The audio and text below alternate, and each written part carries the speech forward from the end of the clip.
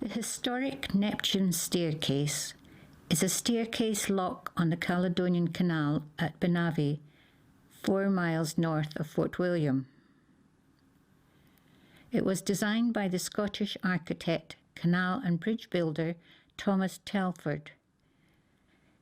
It was built between 1803 and 1822. This amazing feat of engineering raises the canal by 62 feet. The staircase comprises of 8 locks and takes a boat about 90 minutes to travel up or down.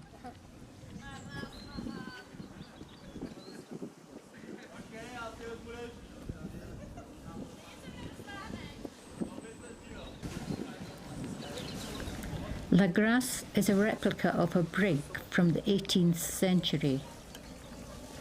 The original ship belonged to one of the first Czech seafarers, Augustin Hermann. This replica was built in Egypt and is a training ship. Most of her crew are from the Czech Republic, but there are also cadets who learn the art of seamanship and navigation. There are also some passengers who participate in the daily tasks.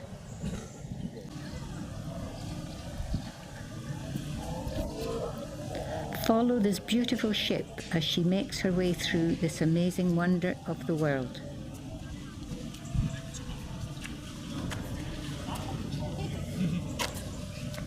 I hope so. Yeah. Is that incredibly easy?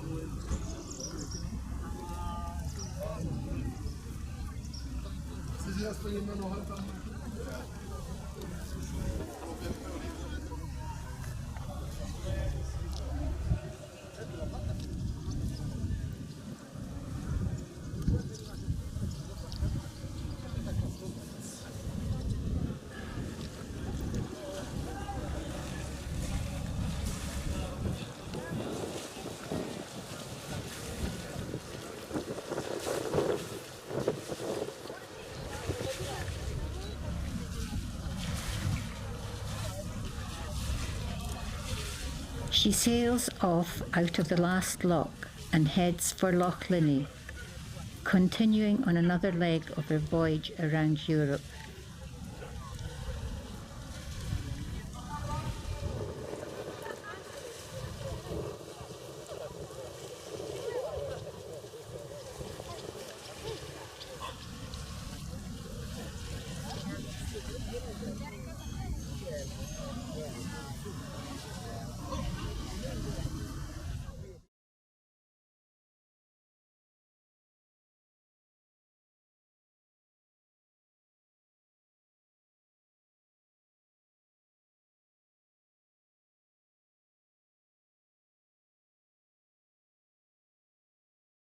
The Battle of Pinkie. Hello, my name is Aaron Johnston and I'm the Director of the Scottish Battlefields Trust and the organiser of the Battle of Pinkie memorial events here at New Hales in 2017. The story of the Battle of Pinkie is the story of the Army of England's determination under Edward Seymour, the Duke of Somerset, Regent and Lord Protector of England, to marry the young King Edward VI to the young Queen Mary of Scotland, and of the Scottish attempts to resist that invasion and that policy. It ended in disaster for the Scottish Army, but what we're here to do this weekend is to commemorate those men who fought and died, this important part of our national story, and to bring the Battle of Pinkie to new and engaged and excited audiences. In 1547, the army of the Duke of Somerset, Lord Protector of England, marched into East Lothian with a formidable army of cannon, foot and horse, determined once and for all to settle the plan of the late King Henry VIII of England to marry the new King Edward VI of England to the young Queen Mary of Scotland. Prince Edward, King Edward, as he now was not the only suitor, of course, and the Scots were divided amongst themselves as to whether an English match, a Scots match, or a French match might be the best course of action. Only the marriage of the Queen of Scots to the King of England, however, would be suitable to English foreign policy aims. When the English army of the Duke of Somerset crossed the border, they had a succession of skirmishes to fight as they came up the east coast of Scotland, taking castle after castle. First Dunglass, then Innerwick and Thornton, and then they moved on through past Linton Bridge, whilst the Scottish army was assembling in great strength, probably the largest army ever assembled in Scotland, maybe as many as 25 or 30,000 men. And the Scots were in a formidable defensive position here above the River Esk in Musselburgh, closing the road to Edinburgh. And the Duke of Somerset knew he was going to have a tough challenge trying to attack that position. But when the Earl of Arran, the Scottish commander, spotted that the Duke of Somerset was moving his artillery towards the hill at Inveresk, then Arran decided actually there were weaknesses in his position. He needed to counterattack quickly and take decisive action. So, totally unexpectedly, he led the Scottish army on the attack, coming down from its defences behind the river, coming across the water, and then into the ploughed fields near Pinkie. The English army was caught out, it was caught by surprise, and it was only a series of daring, almost sacrificial cavalry charges that stopped the Scottish momentum long enough for the English artillery, longbows and hackbutters to deploy. And then, once the Scots were static, in a vulnerable position, the tide turned against them. And once the Scottish formations broke up under the hail of archery and arrow fire and cannon fire, then the English cavalry, beaten earlier in the morning, came down for a bloody revenge. Now, during the course of today, we're going to be recreating some of these events in a series of cameos. First, we're going to be presenting to the soldiers their queen, young Queen Mary herself, accompanied by Marie de Guise, the Queen Mother, widow of the late King James V. And there, the Scottish commanders, in front of the Queen, will discuss their policy in the face of this new threat from England. Perhaps then a domestic union of my own strong and healthy son, good in body and mind, to combine the houses of Stewart and Hamilton would prevent the necessity of either a French or an English suitor. My lord, this is an outrage. You seek more power for your own family. Your Grace, think upon the offer from France. Long have they been our allies. Together, the two nations can stand against the might of England. A union with France is the only way forward. I therefore propose that we take the extraordinary measure of raising every able-bodied man between the ages of 16 and 60, and in order to do so, I shall submit that we should send the fiery cross not only across the provinces in the north, but throughout, north, south, east and west, and bring Highlander and Borderer together, and every man between, and raise such a host as we will demonstrate that we will not accept any proposal which comes at the point of a sword, whether it come from France or England. Are we of accord? We have accord. Accord. Then, my Lord Huntley, you will raise your tenants in great number. My Lord Angus raise the borders. I shall raise the west and the east, and we shall all, I sure, send away any force that comes through this kingdom, and we will not make any move to discuss any marriage proposal until the present crisis is resolved. I think, therefore, your majesties may wish to retire while we gentlemen pursue the arrangements for the raising of your forces.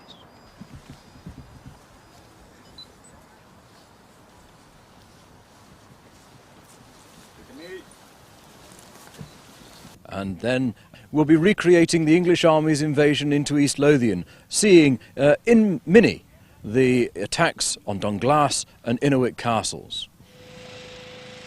To your left, you can now see that the English forces have now crossed the border, and there they come. The vanguard of the Duke of Somerset's army comes into view and enters East Lothian. The Scots need time to bring their army over from Fala, so the small castles of East Lothian must do their best to slow the English down. There we have the archers attacking Dunglass Castle.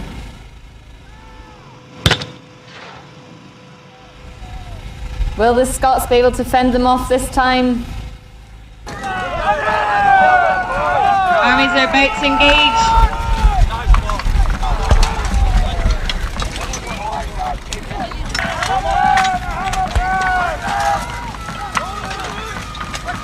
The English are cutting the Scots down, it seems.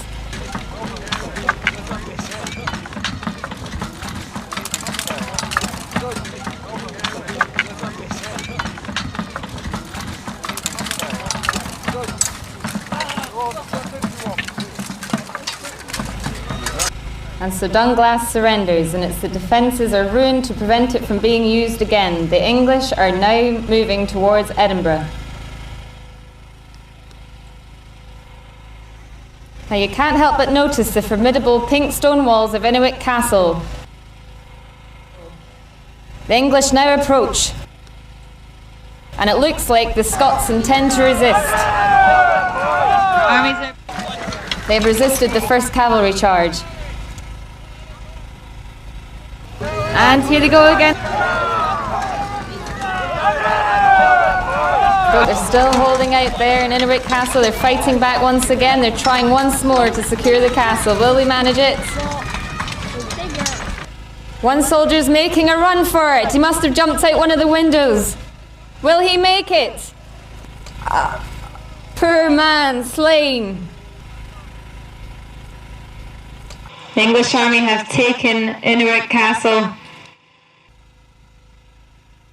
The English moving on again now on their relentless march towards Edinburgh. And then, of course, the climax of the day will be recreating the Battle of Pinkie itself with those dramatic cavalry charges, the cannon fire, and to see whether that Scots army can wade through the ploughed fields and drive off the invader. But the road to Edinburgh has now been blocked by the Scottish army. The head of the army, you can see the Earl of Arran himself, governor of the kingdom, and behind him comes the line rampant. The proud flag proclaims to all that the army is here, is fighting in the name of Mary Stewart, Queen of Scots, just 4 years old. Soldiers of Scotland! Remember this! We are gathered here not to decide the rights or wrongs of the proposed union between Our Majesty of Scotland and His Majesty King Edward of England. We are instead gathered here to demonstrate to all our sovereign right to determine the union's merits by our own wits and not at the point of an aggressor's sword. So, gentlemen of Scotland, do your duty, do it well, and we will carry ourselves to a great and noble victory. God save the Queen! God save the Queen! Aaron has spent much of the last few years fighting skirmishes and sieges, trying to hold his country together, but never has he faced a challenge so great as this. The Earl of Aaron has deployed his army across a ridge to protect Edinburgh. But the Scots not likely to move, as they will surely wait for an English army to attack. And on your left, the English are beginning to move, and it looks like the Duke of Somerset, with Fawside Castle close behind him, is surveying the battlefield. It looks like he's signalling to send his cannons forwards too. Perhaps he thinks he can bombard the Scots into submission.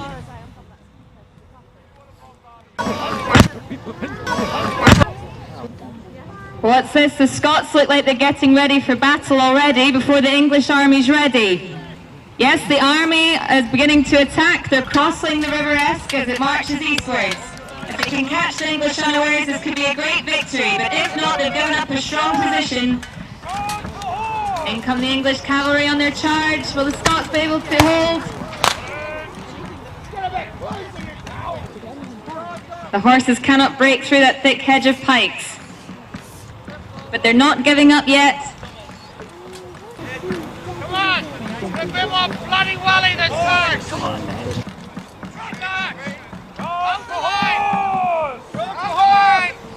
The cavalry charging once again. Come on! Come on! Oh, that's it, we'll see them all!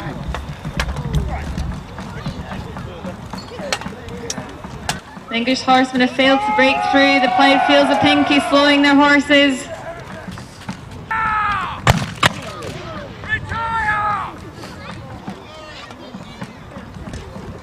Scots army advancing.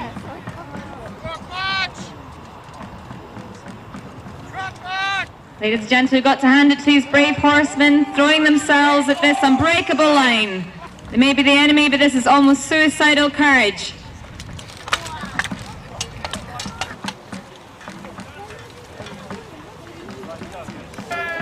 In come the English cavalry once again. Will they break the line this time? Hold steady!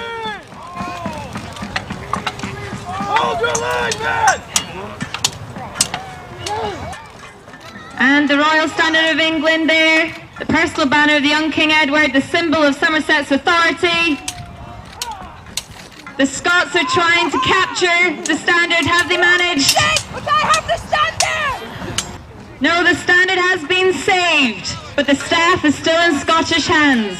Listen to the Scots cheers, the English horse finally scatter. The Scottish soldiers have started to bunch together, better protection from the horses, but still perfect targets for the cannonballs. The English army advances.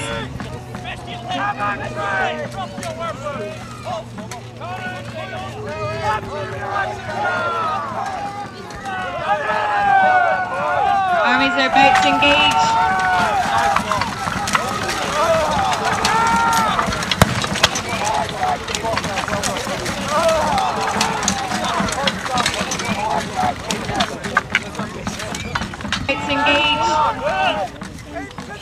Duke of Somerset ordering soldiers to move back.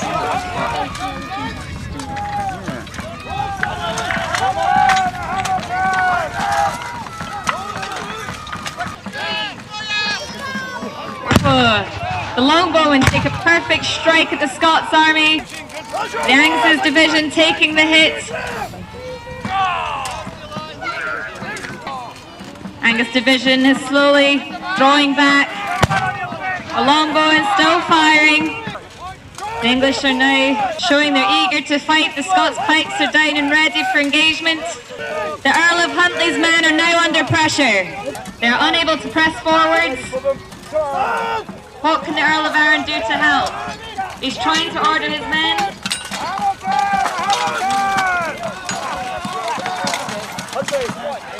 The English army are trying to hold their own. Still a huge force, but now increasingly difficult for the Earl of Arran to direct.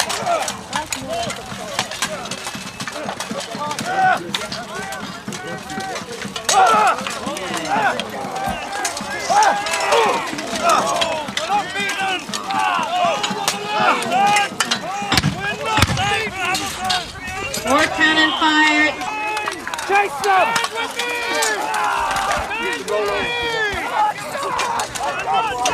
In come the English cavalry.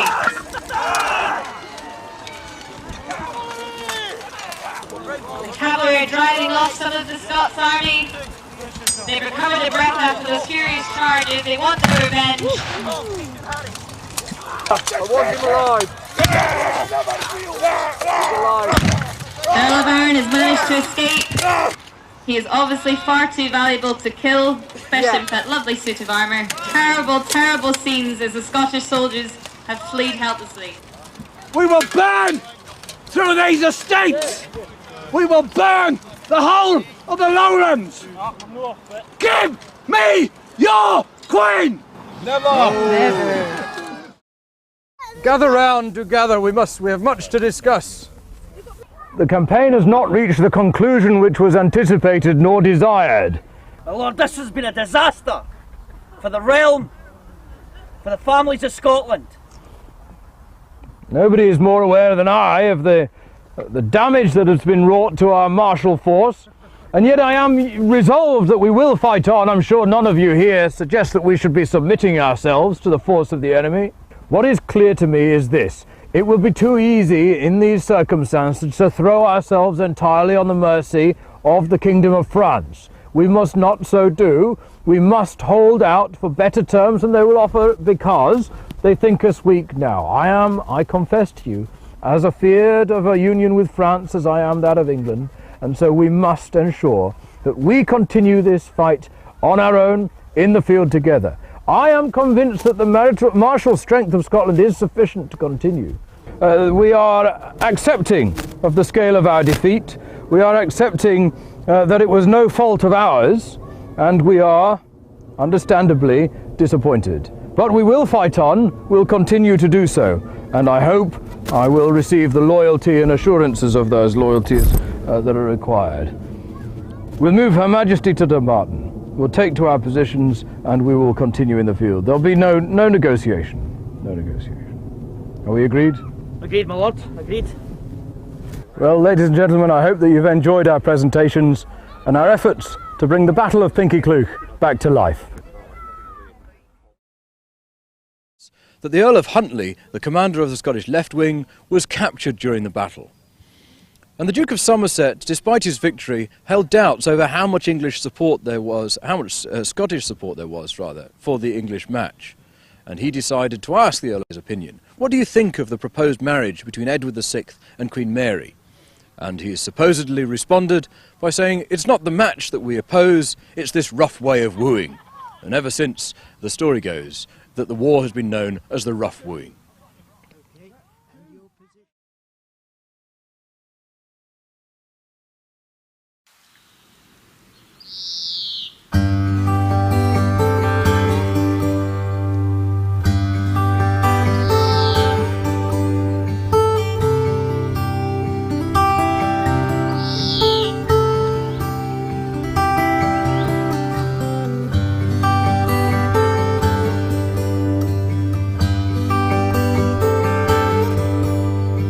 Over the years, I've had great times watching and filming the wildlife in the wee bit of garden at the back of my flat in the centre of Edinburgh. I've seen an amazing array of birds and tried out many foods and many feeders.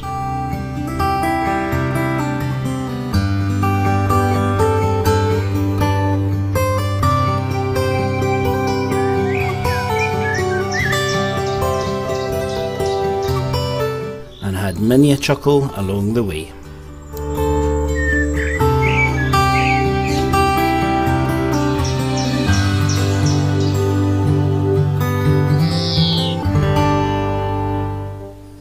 Of course, all this food attracted other visitors, and all our battles with these have been well documented too.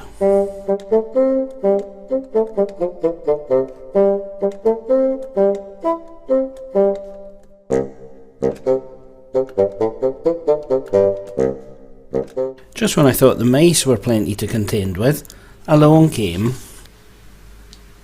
a squirrel.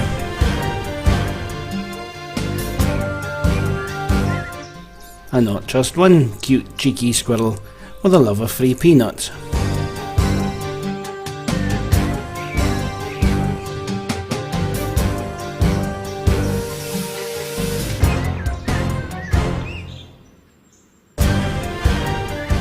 Turns out she had young.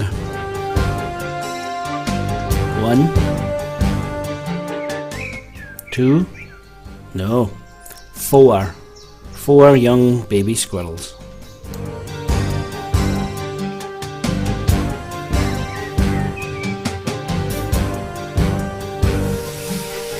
They were cute and playful, but they had learned from their mum, and they were also eating all the peanuts.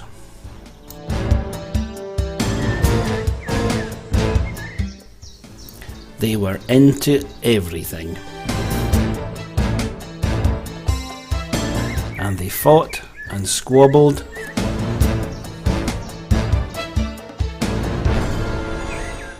chewed and destroyed everything.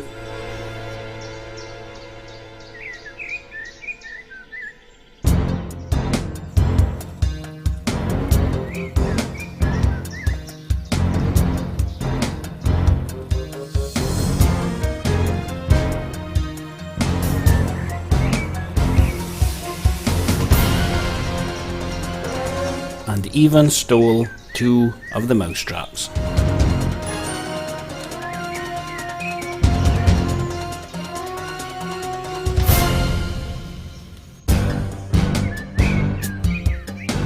Even the rat trap didn't keep them at bay.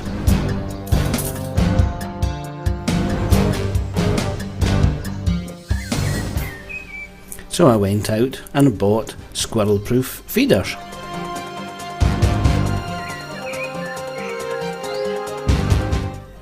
But they soon got into them.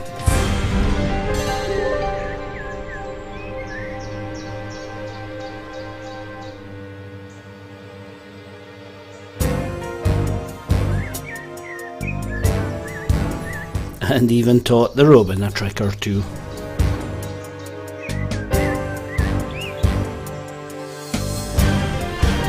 In the end, I resorted to padlocks, and that, I thought, had foiled them. But they got their revenge by chewing through the string that held up the feeders, bringing the whole thing crashing to the ground. So I gathered it up and binned it, thinking the battles were over. I felt sorry for the birds, so I bought a feeder that sticks onto the outside of the window.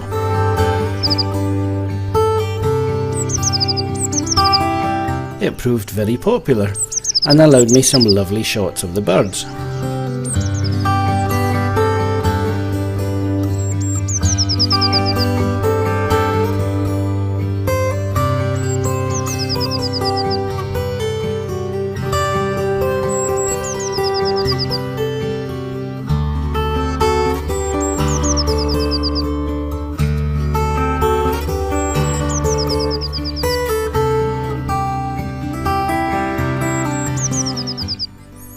The robin was a frequent visitor.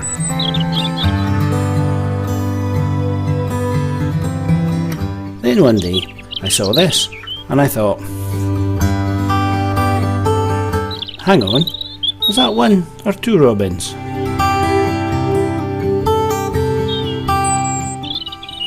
I always thought they were solitary and territorial birds, so I decided to watch it back in slow motion.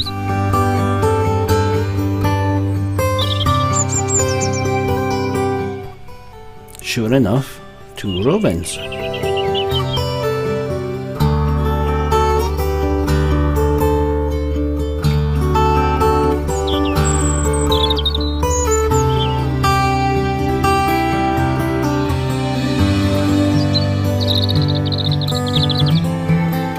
Turns out, one is a juvenile.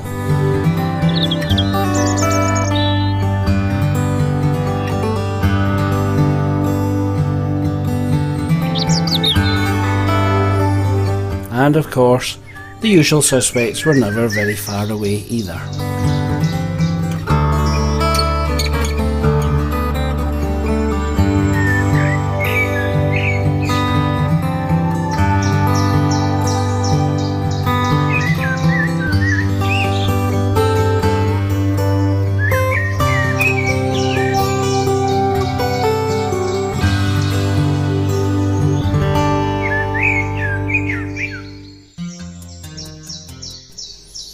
Then one day, I couldn't believe my eyes.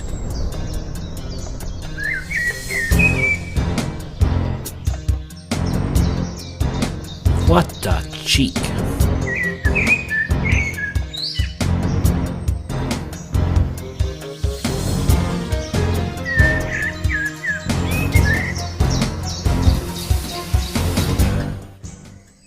I seem thwarted at every move.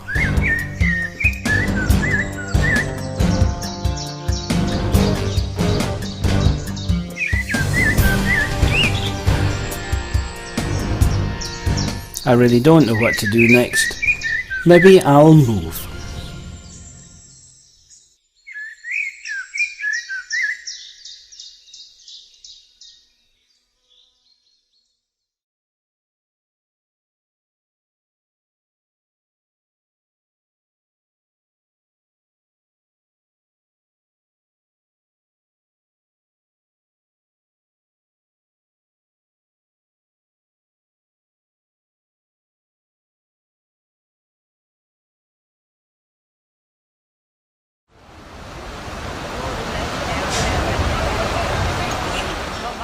Travelling on a cruise ship and visiting different ports, you sometimes never quite know what you're going to find. Malaga, on the coast of southern Spain, was a case in point.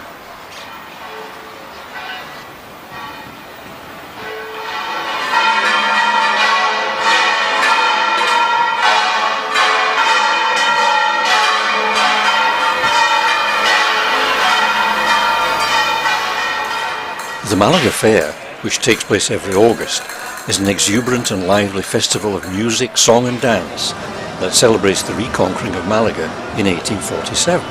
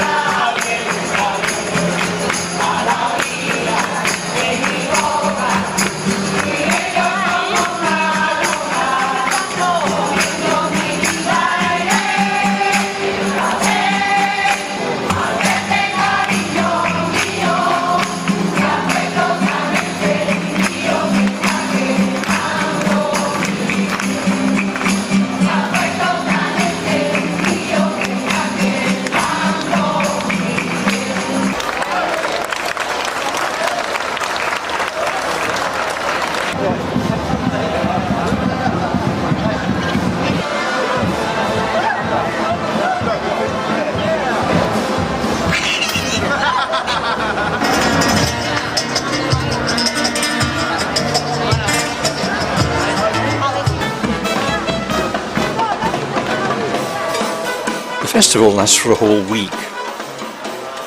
I think we'll leave them to it.